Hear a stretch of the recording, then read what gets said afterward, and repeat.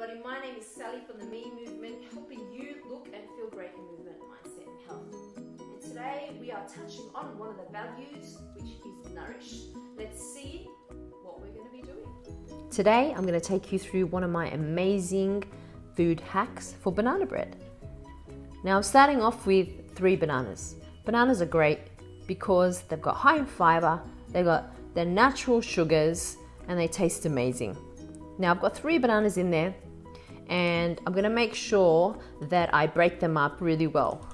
Now it's okay if you have chunks of banana in there, because when you bite into that delicious banana bread, you wanna taste that banana. Next step, 4 whole eggs. Eggs are great because they're high in protein, they keep you fuller for longer. So we wanna put things in this banana bread that are gonna satisfy us.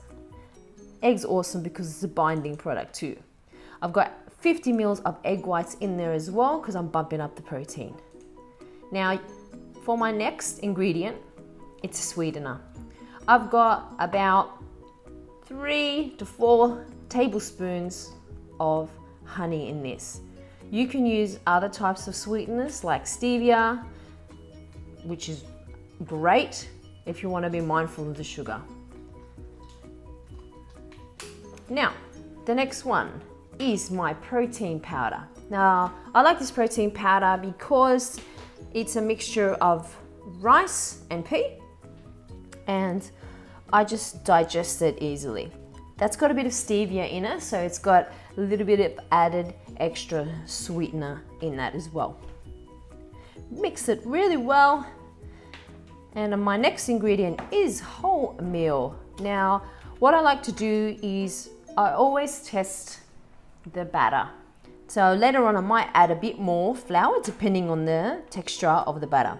You can put things like almond meal in it as well. There's rice, flour, if you don't want to have any gluten in there. Everybody's favorite is peanut butter next. I've got about a tablespoon and a bit of peanut butter. Mix it around in there really well. Sometimes the peanut butter can get chunky, so what you can do is you can heat it in the microwave before. Protein, another type of protein with yogurt. The yogurt just adds another layer, another texture, and it just tastes amazing. It just holds really well. So make sure you mix that in thoroughly.